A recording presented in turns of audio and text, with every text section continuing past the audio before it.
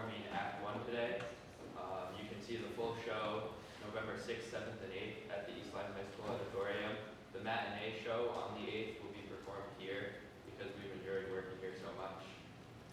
Just a reminder that you should turn off any cell phones and that this is a non-smoking facility. Thank you and enjoy the show.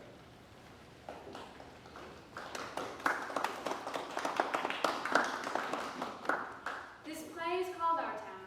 It was written by Thorton, produced by Shelby Kaplan, directed by Grant Place. In it you will see Piper Baines, Carl Farr, and many more. The name of our town is Grover's Corners, New Hampshire, just across the Massachusetts line. Latitude 40 degrees 42 minutes, longitude 70 degrees 37 minutes. First act shows a day in our town. The day is May 7th, 1901. The time is just before dawn. Sky is beginning to show some streaks of light over in the east there behind our mountain. The morning star always gets wonderful bright the minute before it has to go, doesn't it? Well, better show you how our town lies. Up here is Main Street. Way back there is the railway station. Tracks go that way. Polish towns across the tracks, and some connect families. Over there is the Congregational Church. Presbyterians across the street. Methodist and Unitarian are over there. And Baptist is down the hall by the river. Catholic Church is beyond the tracks. Here's our town hall and post office combined. Jail's in the basement. Brian once made a speech from these very steps here.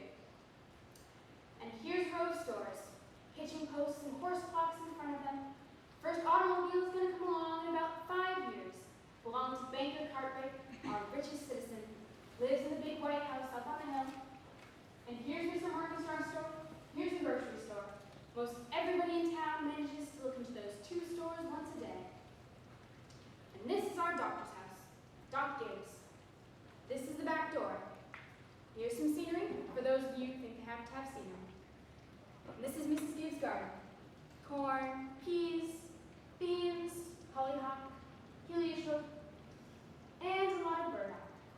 In those days, our newspaper came out twice a week, the Grover's Corners Sentinel. And this is Editor Webb's house. This is Mrs. Gibbs' Webb's garden, just like Mrs. Gibbs, only it's got a lot of sunflower too. And right here's a big butternut tree. Nice town, you know what I mean? Nobody very remarkable ever come out of it, as far as we know. The earliest tombstones in the cemetery, up there in the mountains, say 1670 to 1680. They're Grovers, Cartwrights, and Gibbses and Herseys. Same names as are around here now. Well, as I said, it's about dawn. The only lights on in town are in a cottage over by the tracks, where Polish mothers just had twins. And in the Joe Crowell house, where Jane's getting up so as to deliver the paper. And in the depot, where Shorty Hopkins is getting ready to fly the 545 for Boston. Naturally, out in the country, all around, the lights been on for some time, what with milkings and so on. But town people sleep late. So, another day's begun. There's Doc Gibbs, coming down Main Street, coming back from that baby piece. And here's his wife, coming downstairs to get breakfast. Doc Gibbs died in 1930. The new hospital is named after him. Mrs. Gibbs died first. Long time ago, in fact. She went out to visit her daughter, Rebecca, who married an insurance man in Canton, Ohio, and died there. Pneumonia. But her body was brought back here. She's up in the cemetery there now, living with a whole mess of Gibbses and Herseys. She was Julia's, before she was Doc Gibbs in the Congregational Church. In our town, we like to know the facts about everyone. That's Doc Gibbs. Got that call at 1:30 this morning. And here's Mrs. Webb, come downstairs to get her breakfast too. There's Jane Crowell, delivering Mr. Webb's Sentinel. Morning, Doc Gibbs. Morning, Jane. Somebody been sick, Doc? Oh, just a pair of twins born over in Polish Town. Do you want your paper now? Oh, yes, I'll take it.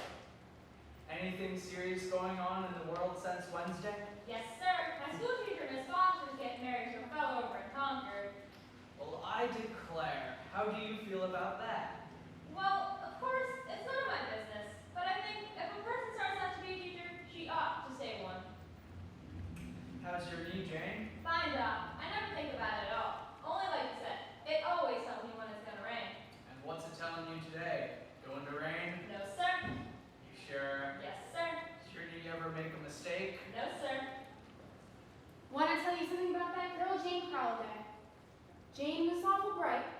Graduated from high school here, head of her class. So she got a scholarship to Massachusetts Tech, graduated head of her class there too. It was all wrote up in the Boston paper at the time. Going to be a great engineer, Jane was. But the war broke out and she died in France. All that education for nothing. Get up, Bessie. What's the matter with you today? And here comes Howie Newsom delivering the milk. Morning, Doc. Morning, Howie. Somebody sick? A pair of twins over to Miss Gorzlowski. Twins, eh? This town's getting bigger every year. Going to rain, Howie? No. Fine day. That'll work through. Whoa, Bessie. Oh, hello, Bessie. How old is she, Howie? Going on 17. Bessie's all mixed up about the route ever since the law cars started taking her quart of milk every day.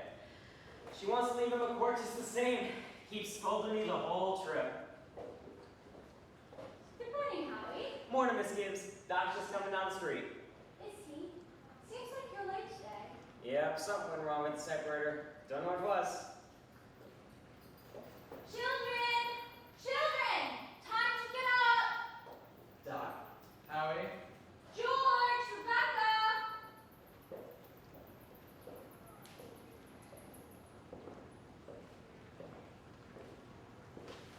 Everything all right, Frank? Yes, I declare. Easy as kittens. Bacon will be ready in a minute. Sit down and drink your coffee. You can catch a couple hours of sleep this morning, can't you? Well, Miss Wentworth's coming over at 11. And I guess I know what it's about, too. Her stomach ain't what it ought to be. All told, you won't get more than 3 hours of sleep. Frank Gibbs, I don't know what's going to become of you. I really wish you'd go away someplace and take a trip. I think it would do you good. Emily, it's time to get up. Wally, it's 7 o'clock. I declare, you ought to speak to George. Seems like something's come over him lately. He doesn't help me at all. He doesn't even help me cut some wood. Is he sassy to you? No, he just whines. All he cares about is that baseball. George! Rebecca! You'll be late for school! George! George! Look sharp! Yes, Bob? Don't you hear your mother calling you? Well, I guess I'll go upstairs and get 40 winks. Wally, Emily, it's time to get up. Wally, if you don't watch yourself good, I'll come and do it myself. Ma, which dress shall I wear? Don't make a noise. Your father's been out all night and needs his sleep. I washed and ironed blue gingham for you special. But Ma, I hate that dress. Oh, hush up with you. Every day I go to school dressed like a sick turkey. Now, Rebecca, you always look very nice. Mama, George is throwing so badly. I'll come and slap the both of you. That's what I'll do.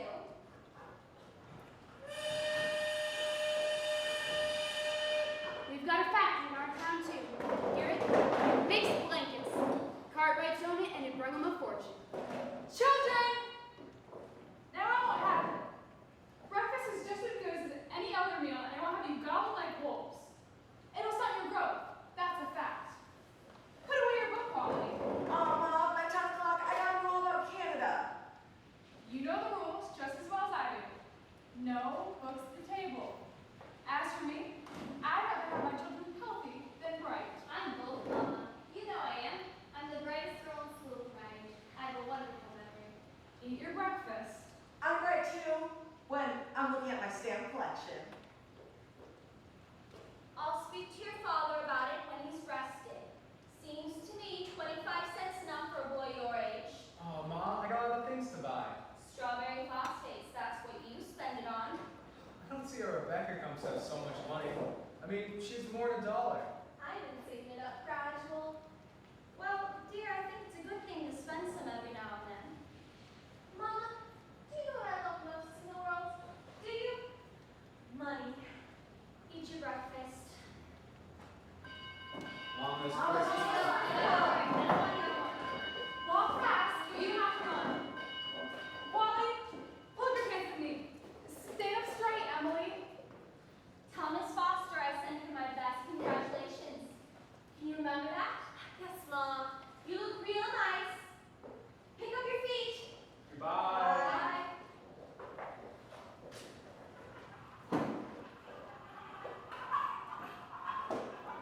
Here,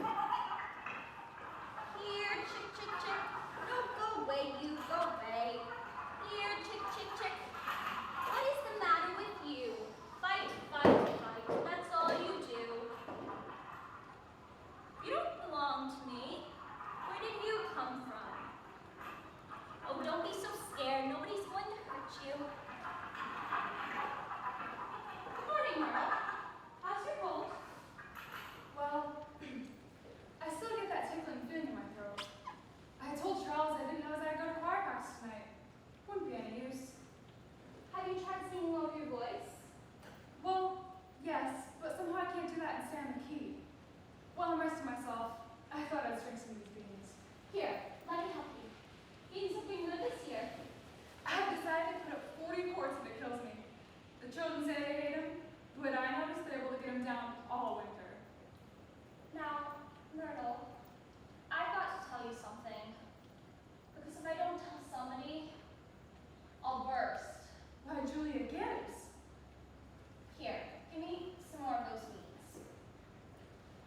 Myrtle, did one of those secondhand furniture men from Boston come to see you last Friday?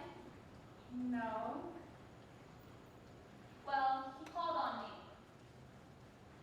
First, I thought he was a patient wanting to see Dr. Gibbs, and he wormed his way into my parlor. And Myrtle Webb. He offered me $350 for Grandmother Wentworth's highboy. As I'm sitting here, Why, Julia Gibbs. he did. That old thing. Why, it was so big I didn't know where to put it. And I almost gave it to Cousin Hester Wilcox. Well, you're gonna take it, aren't you? I don't know. You don't know? $350? What's come over you?